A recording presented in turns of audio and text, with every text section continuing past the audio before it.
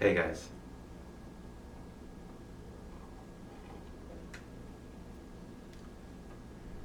I just wanted to do a quick video um, on how to develop good taste.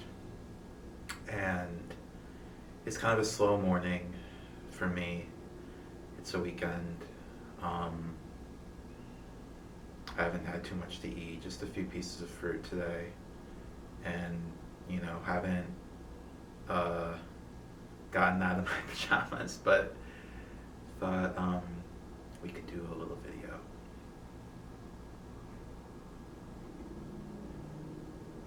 So I think when it comes to developing good taste,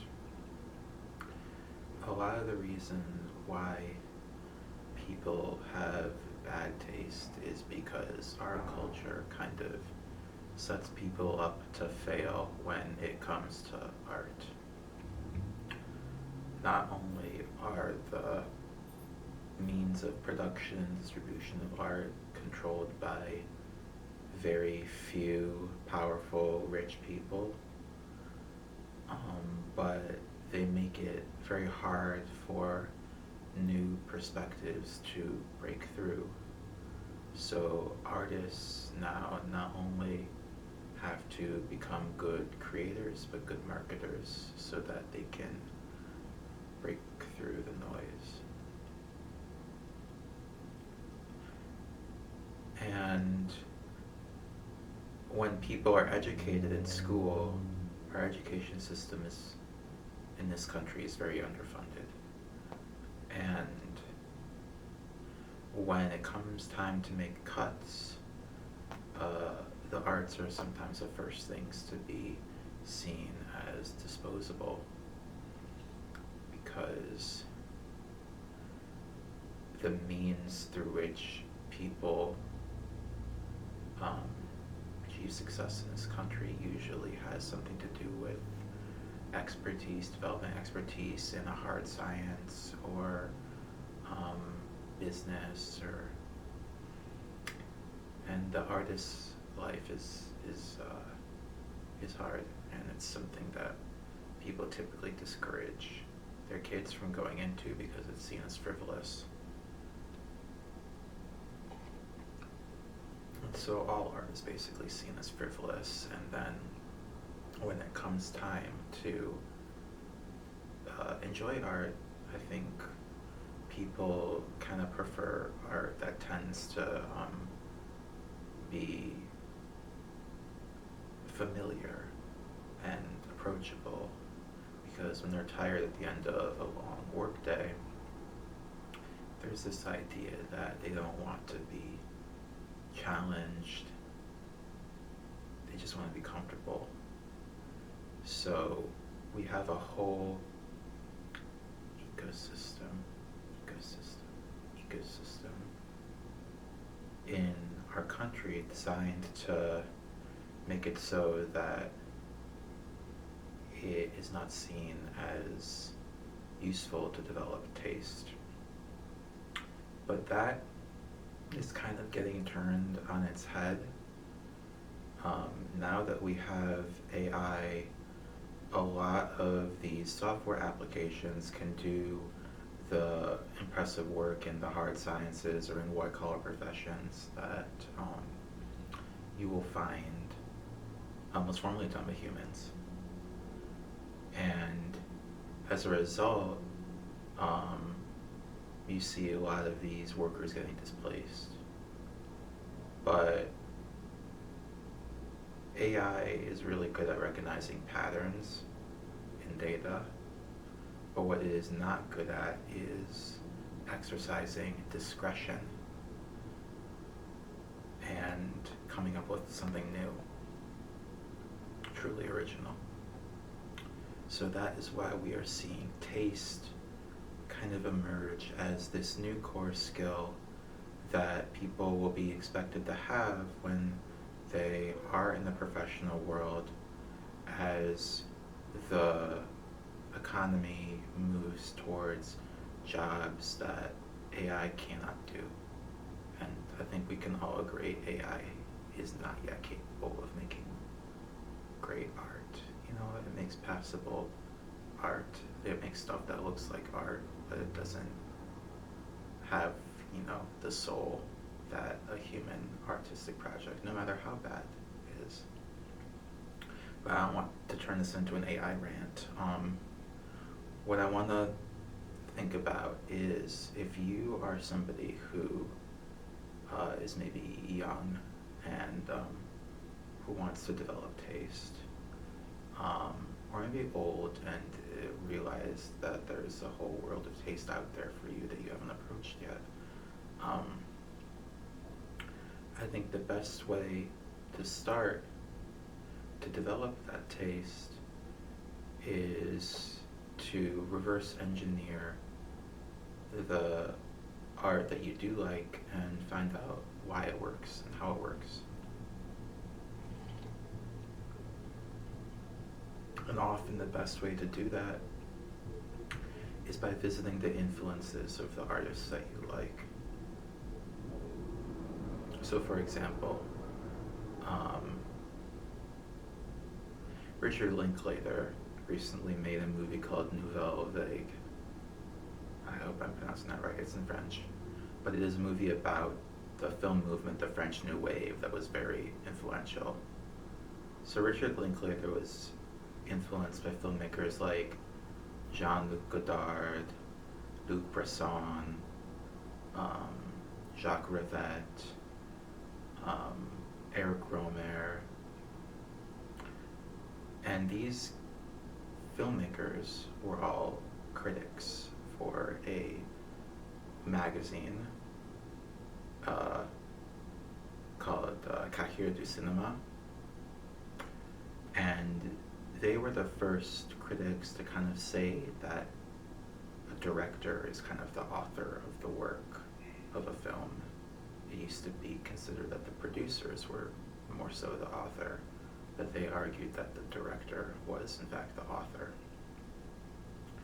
And these directors were inspired by people like Howard Hawks and Frank Capra and Michael Curtiz and the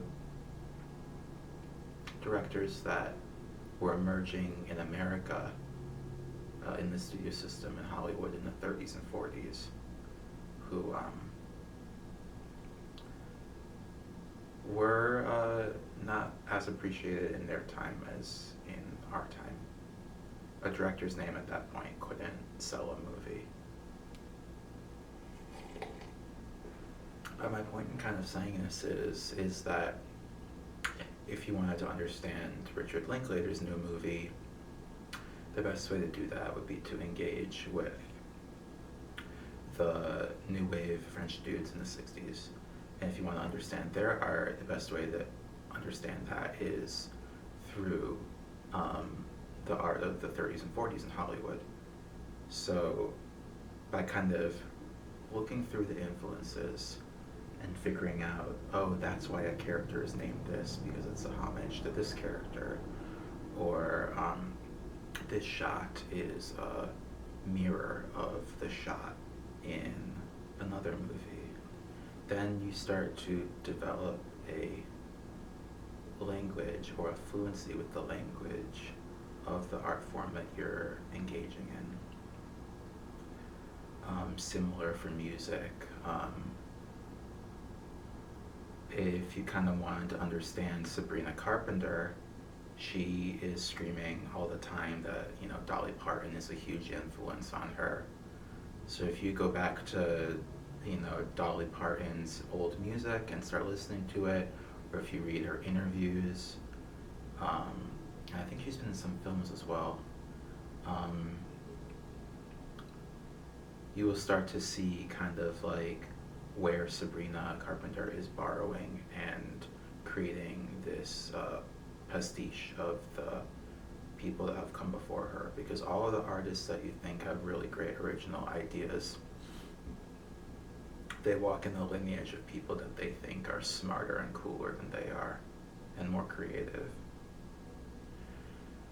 So it helps to pay attention to when artists talk about their influences, because only by understanding the history of a medium can you develop the discretion to see, which cultural artifacts of that period are worthy to you and which are maybe not so much worth your time.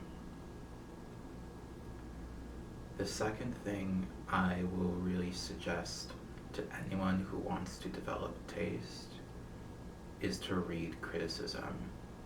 And if you can, write your own criticism. I grew up reading reviews like Roger Ebert, Nathan Rabin, Armand White. These were some critics that kind of shaped the way I think about film. Or in music, I was reading a lot of Ian Cohen, Larry Fitzmaurice, Philip Sherburne, and I was writing a music blog as well as a teenager, and I was going out and interviewing artists and talking about their art with them and seeing how they could pick it apart. And I think reading criticism was really important because I got to develop this kind of relationship, parasocial relationship with a critic who I thought was smart or had similar taste in me. And I could either read the review to see if something was worth seeing, or I could read the review after I saw the movie to see if the critic's ideas about the film or album were important to me, were they resonated with me. And I don't have the best taste.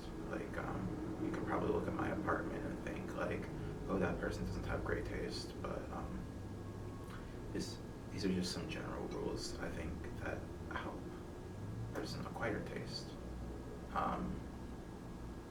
So reading criticism is kind of like being in the same room with like a really smart, older brother, sister, neighbor who can kind of relate to you on a deeper level and kind of wants you to dig deeper and wants you to continue to discover and wants you to challenge them even. I don't think great critics think that their work is immune to discussion. But and then once you start writing your own criticism, your brain will kind of become the Swiss Army knife of deconstructing other people's arguments about that work. And I'm not saying you have to like go start like a Substack or something. Like if you have like a Letterboxd or a Rate Your Music or like something like that, or a Goodreads, and you like books, I would say just write some reviews on there. Not necessarily for other people to read and for you to go viral or whatever, but just so you can keep track of your thoughts, and so for you so you are able to work through how you have responded to these artworks in the past. And when you read criticism, you will start to realize that the opinions of your favorite critics may differ, or the opinions of your favorite Goodreads users or Letterboxd users may differ. And once you realize that there's two really smart people who you admire that have different opinions about a work of art you may or may not value, then you are able to kind of realize that this hierarchy of taste, like this idea that there is prestigious art, and then there is middlebrow art, and then there is trash art, like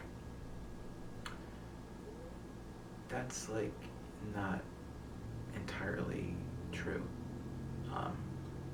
There are a lot of movies that critics liked that you may have hated. And I think by reading criticism and writing criticism, you acquire the language and the confidence to disagree with somebody who's smart, disagree with the consensus take. And a key component of taste overall is to be able to know when to disagree with consensus, to go against the grain. Because if you just do everything that is commonly accepted and that you think is cool, your taste will be safe and boring and you will become ChatGPT.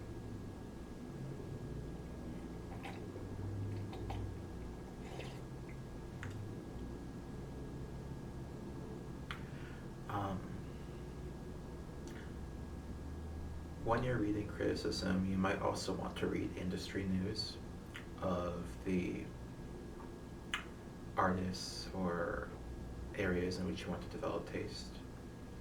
If you like architecture, you may enjoy reading Architectural Digest. I'm sure you probably already do that if you're into architecture.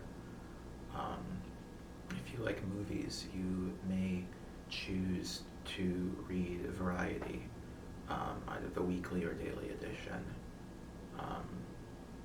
Probably the weekly edition, unless you have a ton of money and are just really cracked out on movie news. But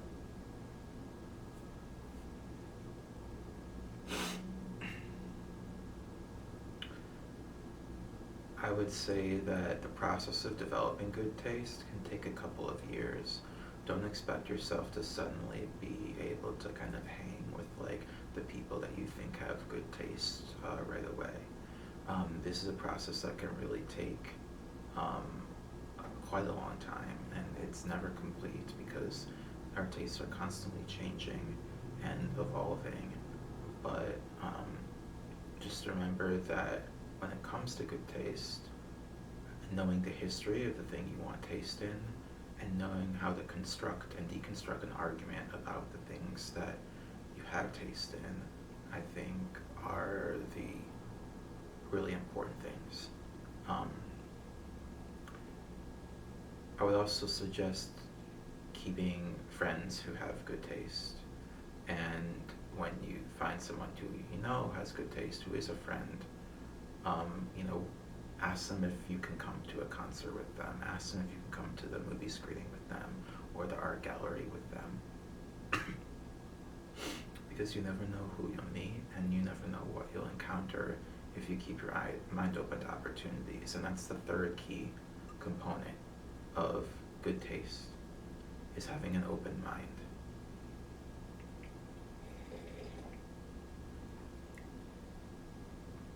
So let's look at why conservative art typically tends to fail.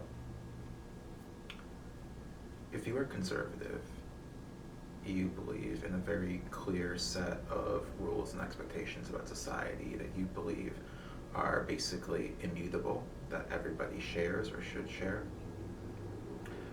You have distinct views about culture and personhood, the nature of the individual, the rights of the individual. And these are all very rigid and non-negotiable things. And I think when you look at many films made by people with a conservative perspective, or music that is conservative, the protagonists of those narratives tend to lack agency. And what I find is kind of like, if you try to make some of those characters more interesting, the artwork would necessarily become progressive. And there is a lot of great art made by conservative people, but I think like if you are looking at kind of like the state of modern conservative art, that's what I would say. And so that's kind of like a long extended way of saying that artists are typically progressive or liberal because to make great art requires being open-minded. It requires being willing to experiment. It requires being willing to tolerate the experimentation of others. It requires being able to believe that the boundaries that construct our lives are illusions, and that the social mores and norms that govern us sometimes are built on lies that things like gender are fluid, that things like sexuality are fluid, that things like race even are constructions. So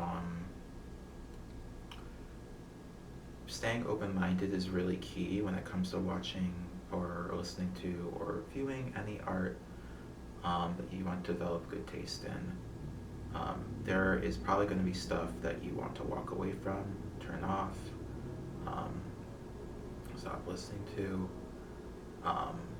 but the key to staying open-minded is being willing to sit with that discomfort and being willing to say, well, why don't I like this?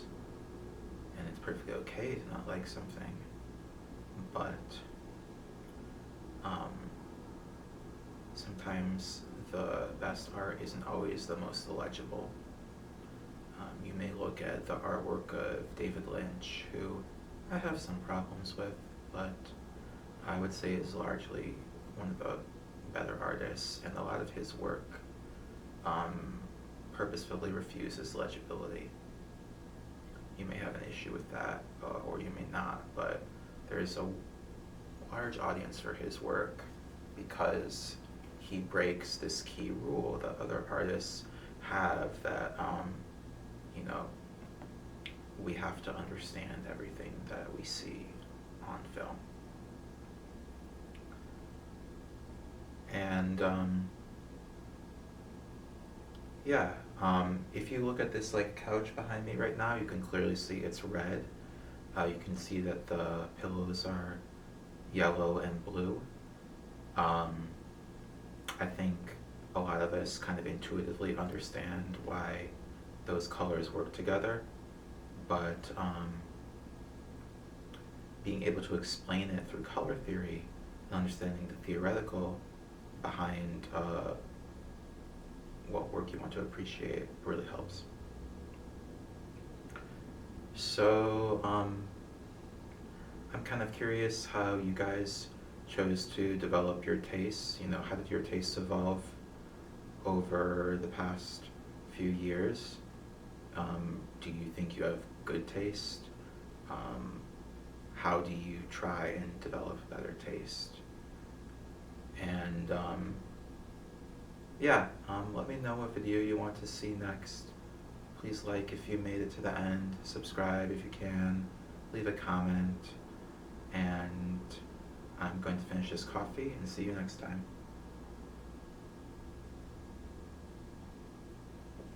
Take care.